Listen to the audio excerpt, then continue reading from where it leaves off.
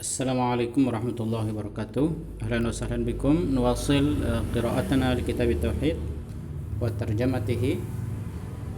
Kita masuk ke halaman kedua kitab tauhid, tapi kalau di sini sudah halaman 10 ya. Intinya masih kalau di matan kitab tauhid masih halaman 1 atau 2. Wa an Mu'adz bin Jabal radhiyallahu anhu qala, dari Mu'adz bin Jabal, wa'an dan dari Mu'adz ibni Jabalin, Mu'adz bin Jabal radhiyallahu anhu atau semoga Allah meridainya. Qala, ia berkata, kuntu, dahulu aku, radifan nabiyyi sallallahu alaihi wasallam. Radifa diboncengkan, an-nabiyyi di belakang Nabi sallallahu alaihi wasallam. Radifa diboncengkan, an-nabiyyi oleh Nabi sallallahu alaihi wasallam, ala himarin di atas seekor keledai, himar, keledai. Faqala li, Rasulullah sallallahu alaihi wasallam lalu bersabda kepadaku, ya Mu'adz, wahai Mu'adz, atadri, tahukah kamu, ma haqqullahi 'alal 'ibad, apa kewajiban hamba terhadap Allah? Ma, apa, haqqu, hak, Allahi, Allah, ala, yang wajib ditunaikan, al-ibadi, oleh hamba. Terjemahan keseluruhan, atadri ma haqqullahi 'alal 'ibadi, tahukah kamu apa kewajiban hamba terhadap Allah? Wa ma haqqul 'ibadi 'ala Allah, wa dan ma apa, haqqu, hak, al-ibadi, hamba, 'ala Allahi, yang harus ditunaikan Allah. Terjemahan keseluruhannya, wa ma haqqul 'ibadi 'ala Allahi, dan apa kewajiban Allah terhadap hamba, akan kita jelaskan. Qultu Allahu wa rasuluhu a'lam. Qultu, aku berkata, aku menjawab, Allahu wa rasuluhu a'lam, Allah dan rasulnya, a'lamu, lebih mengetahui. Qala, Rasulullah bersabda, fa inna, sesungguhnya, haqqallahi, hak Allah, 'alal 'ibadi, yang harus ditunaikan oleh hamba adalah, atau kewajiban hamba kepada Allah adalah, an ya'buduhu, mereka harus menyembahnya, an ya'buduhu, mereka harus menyembahnya, wala, dan tidak boleh, yusyriku, mempersekutukannya, bihi syai'an, sesuatu apapun dengannya, syai'an bihi, ya, sesuatu apapun dengannya. Kalau diterjemahkan harus dari syai'an dulu. Wala yusyriku bihi syai'an, dan wala yusyriku, dan tidak boleh mempersekutukan sesuatu pun, syai'an bihi, dengannya. Wa haqqul 'ibadi 'ala Allahi, sedangkan haqqul 'ibadi, hak hamba, 'ala Allahi, yang mesti ditunaikan oleh Allah, ya, kewajiban Allah dalam tanda kutip kepada hamba, nanti akan kita jelaskan, an la yu'adziba,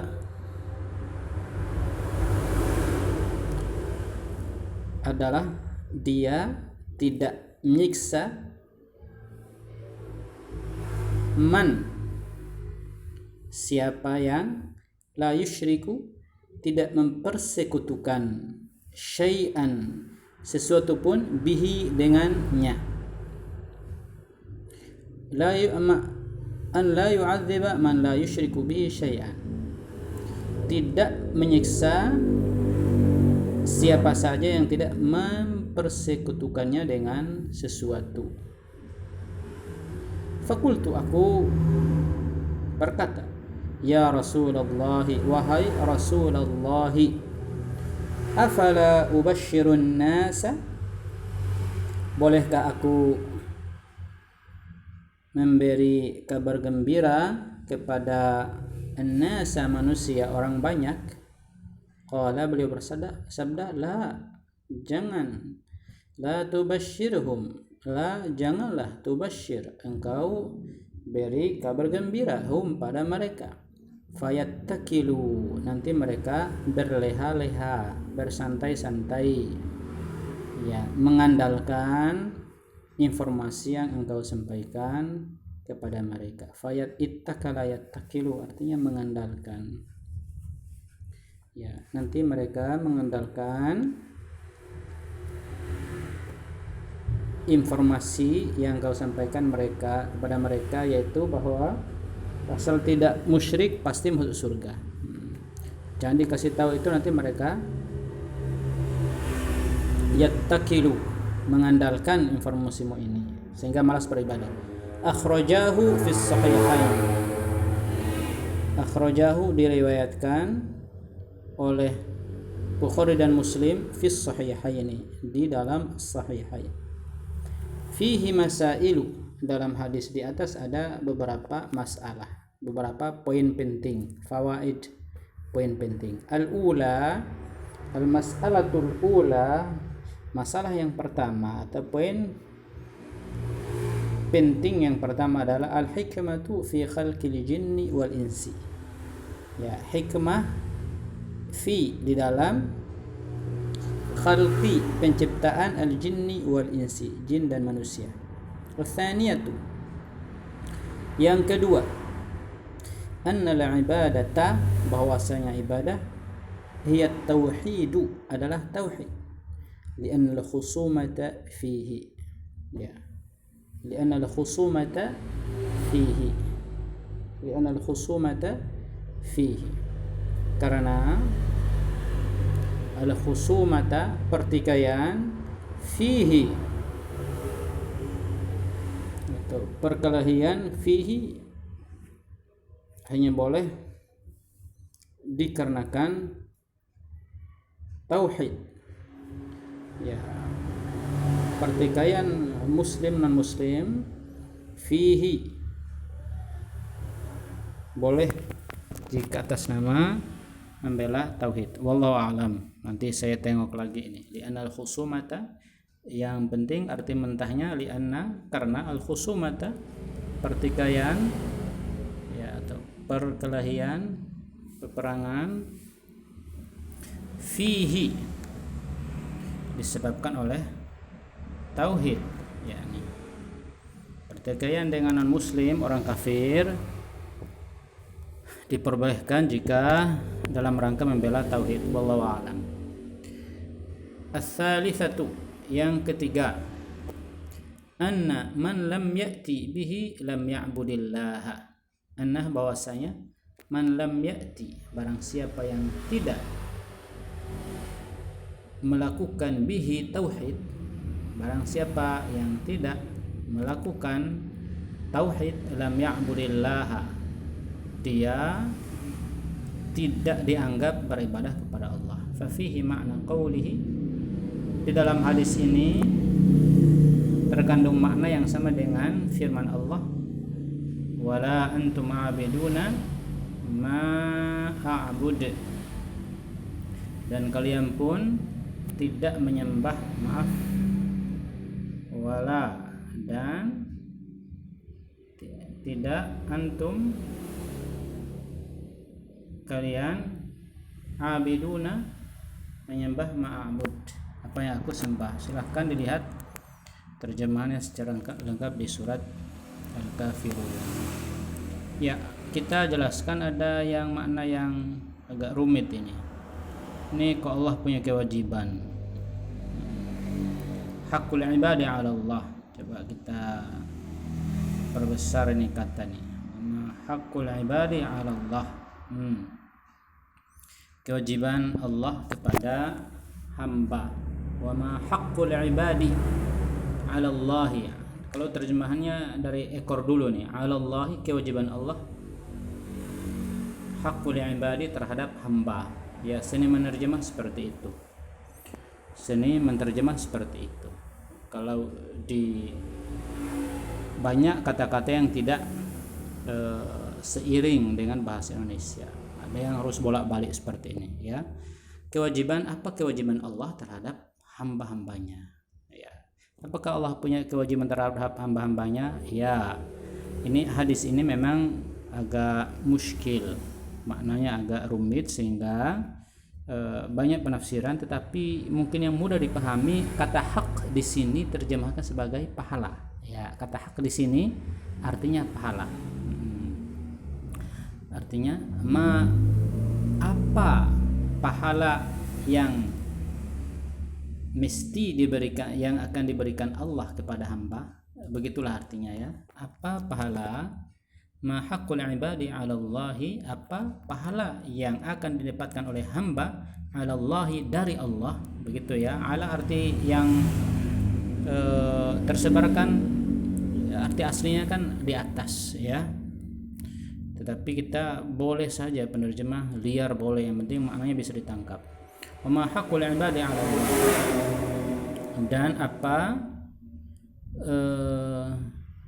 pahala yang didapatkan hamba 'ala Allah, dari Allah. Demikian salah satu penafsiran yang saya terima, oke. Yang saya baca, ada penafsiran lain, insyaallah dimaklumi. Yang penting yang melakukan adalah para ulama. Saya ingin sekarang sedikit menyentuh nahwu, ya, yang tidak rumit-rumit, ya. Kalau yang rumit-rumit kita lewatkan. Wa an Mu'adz bin Jabal, wa, kenapa wa? Karena dia huruf, ya. Untuk pemula dia huruf. Huruf itu semuanya mabni. Mabni itu artinya harokatnya tidak berubah-ubah. An sama. Kenapa dia an? Huruf terakhirnya berharokat sukun, karena dia huruf. Semua huruf itu mabni. Mu'adzi. Kenapa dia zi? Karena sebelumnya ada huruf jar, an. Ya, huruf jar itu ada an, ila, fi, bi, dan seterusnya. An mu'adzi. Kenapa dia zi? Karena sebelumnya ada an. Ibni. Kenapa ibni? Karena dia mudhaf ilaih. Mana mudhafnya? Mu'adzi. Ya, silahkan buka bab idhafah. Jabalin. Kenapa jabalin? Karena dia mudhaf ilaih. Mana mudhafnya? Ibni.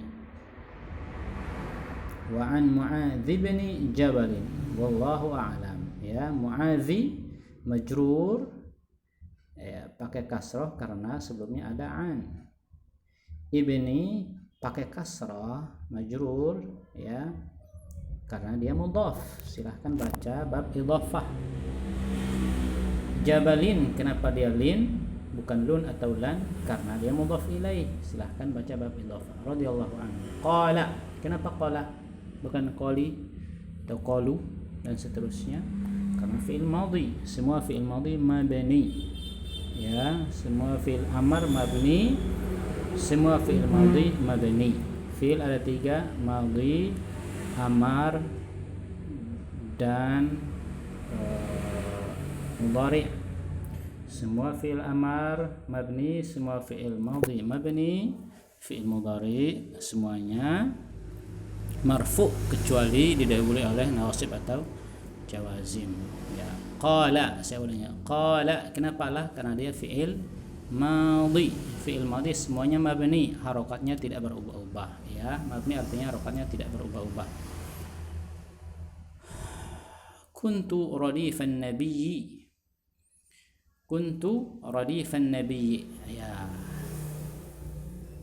Kuntu radifa. Radifa saja kita bahas, ya. Kenapa radifa bukan radifi atau radifu? Karena dia khabar kana. Kuntu aslinya kana, kanu, kanat, kanata, kunna, anta, kunta, antuma, kuntuma, dan seterusnya, ya. Maaf, sampai di bawah tasrifnya ana kuntu, ya, ana kuntu, qala kuntu, ya, isim kana, radifa isim kana. An-nabiyyi, kenapa an-nabiyyi bukan an-nabiyyu atau an-nabiyya? Karena dia mudhaf ilaih. Mana mudhafnya? Radifa. Nabi sallallahu alaihi wasallam ala. Kenapa huruf terakhirnya berharokat sukun? Karena dia semua huruf mabni. Mabni artinya harokatnya tidak berubah-ubah, tidak terpengaruh oleh letaknya dalam kalimat. Mau di awal, di akhir, tengah, atas, bawah, samping, kiri, kanan, dia selalu ala. Mabni. Himarin, kenapa himarin? Karena dia majrur, ya. Sebelumnya ada ala harfu jar, ya, sama dengan an tadi, an muadzi ala himarin, sama mereka, sama-sama huruf jar. Kalimat setelah an dan setelah ala harus berharokat kasrah atau istilah nahwunya majrur. Demikian untuk video ketiga ini. Stressing kita dalam pembacaan kitab ini adalah, atau fokus kita dalam pembacaan kitab ini dalam video-video ini adalah belajar menerjemah dan mengenal nahwu dasar secara praktis, dan mungkin nanti disinggung sorof-sorofnya. Ya, video ini saya khususkan kepada murid-murid saya yang belajar khusus, tetapi semoga nanti bisa juga berguna untuk untuk pemirsa semuanya.